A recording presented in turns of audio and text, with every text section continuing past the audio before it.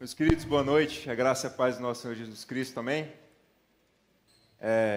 Depois daquele susto, estou de volta. Espero que hoje sem nenhuma intercorrência, mas que a palavra de Deus seja pregada com fidelidade e eu sobreviva até o final dessa pregação. Amém? Queria convidar os irmãos a abrirem suas Bíblias em 1 João, na Epístola de 1 João, capítulo 1. Nós vamos ler do versículo 1 até o versículo 4. Está sendo projetado. Você que vai acompanhar no seu celular ou na sua Bíblia física, queria pedir que você continuasse com sua Bíblia aberta, pois a gente vai revisitar os versículos durante o sermão. 1 João, capítulo 1, do versículo 1 ao versículo 4, diz assim: O que era desde o princípio, o que ouvimos, o que vimos com os nossos olhos, o que contemplamos e as nossas mãos apalparam, isto proclamamos a respeito da palavra da vida. A vida se manifestou, nós a vimos e dela testemunhamos. Proclamamos a vocês a vida eterna, que estava com o Pai e nos foi manifestada. Proclamamos o que vimos e ouvimos, para que vocês também tenham comunhão conosco. Nossa comunhão é com o Pai e com seu Filho Jesus Cristo. Escrevemos essas coisas para que a nossa alegria seja completa. Amém. Oremos. Senhor, nós te louvamos pela tua palavra. Nós te agradecemos porque o Senhor escolheu revelá-la a nós. Te agradecemos pelos irmãos do passado que testemunharam, viram com seus olhos, ouviram com seus ouvidos e tocaram com suas mãos. E testemunharam tudo aquilo que o Senhor fez enquanto aqui na terra, na plenitude dos tempos. Nós te agradecemos, ó Pai, por todas as bênçãos decorridas da tua obra ali na cruz, e que o Senhor aplique hoje, ó Pai, essas bênçãos às nossas vidas. É no nome do Senhor Jesus que oramos agradecidos. Amém. Meus irmãos, na minha cidade tem uma feira chamada Feira dos Importados. Aqui em Uberlândia, pelo que eu saiba, não tem nenhuma feira parecida. Nós brasilienses, nós carinhosamente chamamos de Feira do Paraguai. Bom, o nome é bem sugestivo, porque lá você encontra vários tipos de artigos. Muitos não são originais, vamos assim dizer. Mas você pesquisando, você rodando por essa feira, você vai encontrar itens que são originais, itens que são bons. Mas lá você vai encontrar todo tipo de item. Então você tem que pesquisar a fundo, você tem que olhar quem é que está te vendendo, até porque os vendedores eles são bons de lábia. Eles sabem vender. Então eles vão te oferecer tudo para que você possa comprar na banca deles. E a tela do meu celular uma vez quebrou, e eu fui na feira, falei, vou procurar uma tela na feira, porque lá é mais fácil, tem mais variedade. E em uma das bancas eu perguntei pro vendedor se ele tinha a tela do celular. Ele falou, olha, eu tenho uma tela que é primeira linha. Eu falei, primeira linha, é isso que eu preciso. Nada melhor do que isso. Então eu troquei a tela do celular e fui para casa feliz da vida. Um tempo depois eu descobri que primeira linha não queria dizer original, mas sim que era uma cópia bem feita. Eu fiquei, rapaz, eu fui enganado e achando que eu estava comprando uma coisa original, mas na verdade eu comprei uma coisa que é paralela. E é justamente isso que João está falando aqui nessa noite. É justamente sobre isso que João está falando. Pessoas que usam a palavra de Deus, ou muitas vezes pegam uma ideia e querem vender como a palavra de Deus de verdade, como a verdadeira mensagem. Essas pessoas, elas estavam levando aos crentes daquela época justamente ao engano, oferecendo com palavras bonitas, com a roupagem bonita, um engano, justamente negando que Cristo era Deus, justamente enganando essas pessoas com uma coisa que não era verdadeira. E é justamente isso que João vai ensinar a gente a combater essa noite. João ele não está trazendo aqui nenhuma novidade. Ele não vem trazer nenhuma mensagem nova, até porque ele fala no versículo 1 que, olha, nós já anunciamos isso para vocês. Nós anunciamos tudo isso aqui. Tudo que a gente testemunhou, tudo que a gente viu, a gente está anunciando para vocês. E essa verdade estava sendo distorcida. As pessoas estavam sendo enganadas. E a mensagem central desse texto é que só através do Jesus verdadeiro, o Deus encarnado, é que você terá na sua vida comunhão e alegria verdadeira.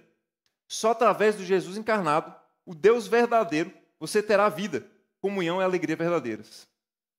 A gente vai ver isso em 3 partes. A primeira é que você só terá vida verdadeira em Cristo. Na segunda parte nós veremos que você só terá comunhão verdadeira em Cristo. E na terceira parte, que nós só teremos alegria verdadeira em Cristo. Eu queria convidar você a revisitar o versículo 1, que diz: o que era desde o princípio, o que ouvimos, o que vimos com os nossos olhos, o que contemplamos com nossas mãos e as nossas mãos apalparam, isto proclamamos a respeito da palavra da vida. Olha, João ele não perde tempo cumprimentando as pessoas com a carta, se apresentando na carta, como ele faz nas outras. Ele já chega falando, é como se eu já entrasse aqui, subisse no púlpito e já começasse a falar, porque o assunto aqui é urgente. O assunto aqui é sério. É uma coisa que ele precisa falar com urgência. As pessoas estavam sendo ameaçadas na sua fé. Elas estavam ouvindo sobre um Deus que, na verdade, não podia se encarnar. Essas pessoas, elas pregavam que nada que era material podia ser bom. Logo, uma divindade não podia se encarnar. Logo, um Deus não poderia se materializar. E João, ele fala, olha, eu vi com os meus olhos, eu apalpei com as minhas mãos e eu ouvi com os meus ouvidos. Eu vi pessoalmente. Eu não estou falando para vocês de uma ideia. Eu estou falando para vocês de uma pessoa. Eu estou falando para vocês da palavra da vida encarnada. Eu estou falando do próprio Jesus. Eu vi Jesus, eu vi ele ser crucificado, eu vi ele ressurreto. É isso que eu vi. Eu não estou falando para vocês de uma ideia genérica que aparece por aí. Essas pessoas estão mentindo. Elas estão oferecendo para vocês um Jesus primeira linha. Essas ameaças, elas não eram simplesmente uma ameaça nas ideias. Essa ameaça ela era real. Porque isso afetava a fé e a prática dessas pessoas. Essas heresias, elas começavam a questionar a encarnação de Cristo. Elas começavam a questionar, olha, Jesus ele não pode ser Deus, porque nada que é espiritual pode ter contato com algo que é carnal. Deus é divino. Se Jesus é divino, ele não pode ser o Cristo. E João justamente questiona esse tipo de ideia. Ele vem aqui questionar justamente esse tipo de ideia que é lançada para os irmãos. João fala, olha, a vida se manifestou. A vida se manifestou, não é uma ideia. E é justamente isso que a gente vê no versículo 2. Acompanhe comigo. A vida se manifestou. Nós a vimos e dela testemunhamos. Proclamamos a vocês a vida eterna que estava com o Pai e nos foi manifestada. João reafirma novamente, olha, Jesus se encarnou. Ele se tornou carne. Ele se tornou carne. Ele habitou entre nós. Ele nasceu. Ele viveu. Ele viveu em obediência. Ele morreu e ressuscitou. Eu não estou falando de uma ideia genérica. Estou falando do Jesus encarnado. E é por isso que ele repete pela segunda vez. Eu vi, eu testemunhei. E o que eu vi, eu testemunhei, eu estou proclamando. Ele é repetitivo. Ele fala isso justamente para dizer que ele não está trazendo uma ideia como os irmãos daquela época estavam vendo diante de todo aquele cenário cultural da cultura grega. Os filósofos gregos eles implantavam essas ideias para que pudesse confundir a cabeça daquelas pessoas na época. E hoje não é diferente. Hoje a gente vive um contexto, em uma feira da fé, onde muitas pessoas por aí oferecem um Jesus primeira linha. Você vai encontrar por aí um Jesus que parece ser o verdadeiro, parece ser um Jesus de verdade, mas na verdade ele é só uma cópia. Na verdade, esse Jesus ele é um Jesus utilitário, que ele serve para simplesmente atender todas as suas vontades, tudo aquilo que você precisa. É um Jesus que é quase um gênio da lâmpada. Ele está preparado para te dar tudo o que você precisa. Você vai prosperar, você vai ter um emprego melhor, você vai casar, você vai ter isso, você vai ter aquilo. Ou algumas pessoas oferecem um Jesus terapêutico para você melhorar sua autoestima, para você ser uma pessoa mais feliz, para você ser uma pessoa que se vê bem consigo mesmo, quando na verdade esse Jesus não tem nada a ver com o Jesus das Escrituras. E muitas vezes a gente vê também um Jesus moralista, onde ele exige de você uma lista de coisas que você tem que fazer para cumprir e para alcançar a sua salvação. Nenhum desses aqui apresentado é o Jesus verdadeiro. Eles são meras cópias do Jesus verdadeiro. O Jesus verdadeiro, ele oferece graça. Ele oferece a vocês graça. Ele oferece a você tudo de graça. Você não precisa fazer nada. O Jesus verdadeiro, que foi testemunhado por esses irmãos, nós temos acesso hoje através da palavra de Deus. Através das Escrituras, que são suficientes para que a gente conheça o testemunho que esses irmãos viram na época. Tudo isso aqui, você só pode ter vida verdadeira através do Jesus testemunhado por esses irmãos aqui nas Escrituras. É através da palavra de Deus que nós temos acesso ao Cristo verdadeiro. Somente através da palavra de Deus é que podemos conhecer o Jesus verdadeiro. Não uma mera ideia. Não simplesmente alguém que foi inventado por aí. Mas o Jesus de verdade, aquele que dá vida, aquele que morreu por você na cruz do Calvário e ressuscitou para a sua esperança. E o resultado disso é o quê? É que hoje, a gente pode estar aqui em comunhão. Vejamos o versículo 3. Versículo 3 diz o seguinte: proclamamos o que vimos e ouvimos, para que vocês também tenham comunhão conosco. A nossa comunhão é com o Pai e com seu Filho, Jesus Cristo. O segundo ponto é justamente isso. Você só terá comunhão verdadeira em Cristo. Você só terá verdadeira comunhão em Cristo. João explica que a comunhão não é simplesmente um mero grupo que eles fazem parte. Não é uma associação, não é um clube, não é um grupo do WhatsApp ou um grupo de amigos que se reúnem. João não está falando disso. João está falando de uma coisa muito mais profunda. O que ele está falando aqui é algo mais profundo do que um vínculo de sangue carnal. Ele está falando mais do que uma mera amizade. Ele está falando mais do que um mero parentesco. Ele está falando de uma comunhão espiritual com Cristo. Ele está falando de uma comunhão verdadeira, profunda. E essa comunhão, ela só é possível através de Jesus. Não existe comunhão com o Pai fora de Cristo. E mais para frente na carta ele vai falar, olha, aquele que nega Jesus, ele não tem comunhão com o Pai. Ele não tem parte com o Pai. E a comunhão aqui, nesse caso, ele está falando, olha, a nossa comunhão é com o Pai e com seu Filho Jesus. E eu vou falar uma coisa muito séria para vocês. É impossível você ter comunhão com Cristo se não for através da igreja. Se você não for enxertado no corpo dele através da obra dele na cruz. Se você não está inserido na igreja, se você tem uma ideia de que a igreja ela é dispensável para a sua comunhão com Cristo, olha, você tem uma ideia muito semelhante ao que essas pessoas da cultura grega estavam pensando na época. Porque muitas vezes você acha que é espiritual demais para se misturar com o povo de Deus. E você acha que você pode estar unido à igreja invisível sem participar da igreja visível. Isso é impossível. Não tem como você estar ligado a uma igreja invisível se você não estiver fisicamente ligado à igreja de Cristo. Eu estou falando da igreja local, eu estou falando disso aqui. Se você não estiver ligado a isso aqui, você não tem comunhão com Cristo. Aqui é o corpo dele, é a noiva dele. Eu vou dizer uma coisa para vocês. Se você falar para mim assim, Robson, eu gosto muito de você. Eu gosto da sua amizade, mas eu não suporto sua esposa, eu não gosto da Bia. Eu vou falar, olha, a gente tem um problema muito sério. Você não é meu amigo. E eu não quero ter nada com você. Se você não quer nada com a minha esposa, eu não quero nem falar com você. Quando você se rebela contra a noiva de Cristo, é isso que você está fazendo.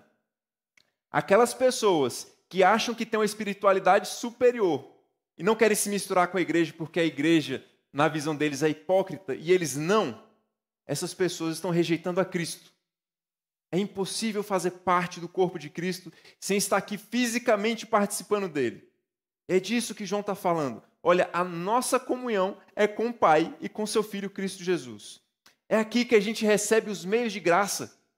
É aqui que a gente se alimenta espiritualmente na ceia. É aqui que a gente recebe a palavra. É por meio da igreja que nós ouvimos o Evangelho. É por meio dela que nós nascemos de novo. Foi a igreja que pregou o Evangelho. Foi um irmão simples que muitas vezes saiu por aí e falou para você do Evangelho, muitas vezes sem nem saber ler. E você ouviu falar sobre Cristo. Eu não sei a forma que você ouviu falar sobre Cristo, mas eu tenho certeza que você ouviu que foi através de alguém que estava na igreja, que faz parte da igreja. Eu tenho certeza disso. Não existe filiação, não existe como você participar do corpo de Cristo sem estar ligado à sua igreja. No ponto 3, meus irmãos, nós vamos ver que você só terá alegria verdadeira com Cristo. Essa alegria verdadeira só vem através de Cristo. Versículo 4 diz o seguinte: escrevemos essas coisas para que a nossa alegria seja completa. Olha, a alegria cristã, ela é uma alegria diferente. A gente não está preocupado com as circunstâncias. A gente não está preocupado com o que a gente vai comer amanhã, com o que a gente vai se vestir amanhã. A gente está olhando para o quê? Para muito além do que a gente tem aqui. Independente da circunstância que a gente passe, a nossa alegria é plena, porque nós temos Cristo. Nós temos a comunhão com os irmãos. Através dessa comunhão nós podemos ter alegria. Olha, não à toa o Catecismo Maior, em sua primeira pergunta, diz: qual é o fim principal do homem? É glorificar a Deus e alegrar-se nele para sempre. Quanto mais você conhece a Deus, quanto mais você mergulha na sua palavra, quanto mais você lê essas coisas que João está escrevendo aqui, mais você conhece a Deus e mais alegre você fica. Quanto mais alegre você fica por conhecer a Deus, mais Deus é glorificado. E é um ciclo de glória que se retroalimenta para sempre. Quanto mais satisfeito você está com Deus, mais alegre você está. Essa alegria não é uma alegria passageira. Não à toa Paulo fala que enfrentou tudo que enfrentou, mas aprendeu a viver contente em toda e qualquer situação. Que não é uma alegria passageira, não é uma alegria momentânea. E essa alegria é uma alegria compartilhada. É impossível você compartilhar dessa alegria e não viver plenamente. Mas também é impossível você não participar desse corpo e ser feliz. Nós estamos falando de uma alegria plena que é no meio do povo de Deus. João não traz aqui nenhuma novidade. Nenhuma novidade. O que João traz aqui é uma coisa que ele já tinha falado. É uma coisa urgente e fundamental. Que somente através do Jesus verdadeiro encarnado, aquelas pessoas poderiam ter vida e comunhão e alegria. Mesma coisa para nós. Se nós nos deixarmos levar pelas coisas que o mundo oferece, pela feira da fé, que muitas vezes essas pessoas oferecem um Jesus coach, um Jesus terapêutico, um Jesus utilitário, e você acredita nisso, você não faz parte do povo de Deus. Se você acredita e coloca sua fé em qualquer Jesus que não Jesus testemunhado por esses irmãos, isso não é a fé verdadeira. Apoie sua confiança totalmente em Cristo. Somente assim você pode ter vida. Somente assim você pode fazer parte do povo dele. Somente assim você pode ter alegria. Não se engane com Jesus oferecido de primeira linha. Você vai acabar em ruína. Fora de Jesus, só a morte, só a destruição. Não há nada fora de Jesus a não ser morte. A vida verdadeira é oferecida por Ele, através dEle. Somente através da comunhão com o povo dEle, você vai ter uma verdadeira alegria. Eu queria chamar vocês essa noite. Olha, não desprezem esse momento aqui. Toda vez que você pensar em trocar o culto, a comunhão com os santos, por qualquer outra coisa aí fora, lembrem-se que quando você rejeita a comunhão com o povo de Deus, você rejeita o próprio Cristo. A nossa comunhão é com o Pai e com o Filho. E essa comunhão só é possível aqui. Não existe comunhão no seu quarto. Não existe comunhão na internet, onde os debates rolam soltos sobre quem é mais intelectualizado. Aqui não é sobre conhecimento intelectual. Aqui é sobre fé. É sobre partilhar a mesma fé. Somente através de Cristo nós teremos isso verdadeiramente. Somente através do Cristo encarnado é que nós poderemos compartilhar dessa alegria. Amém? Baixemos nossas cabeças e oremos essa noite. Senhor, nós te louvamos. Agradecidos porque o Senhor nos deu vida, o Senhor nos deu os nossos irmãos, para que a gente pudesse compartilhar dessa comunhão e ter essa alegria plena. Nós te agradecemos, ó Pai, porque o Senhor nos abençoa com ricas bênçãos vindas da Tua obra ali na cruz. Que o Senhor continue, ó Pai, até o dia em que nós nos encontraremos fisicamente e compartilharemos de uma vez por todas com essa comunhão e alegrias definitivas. Sê conosco, Pai, durante essa semana. Nos abençoe, para a glória do Teu nome. Amém.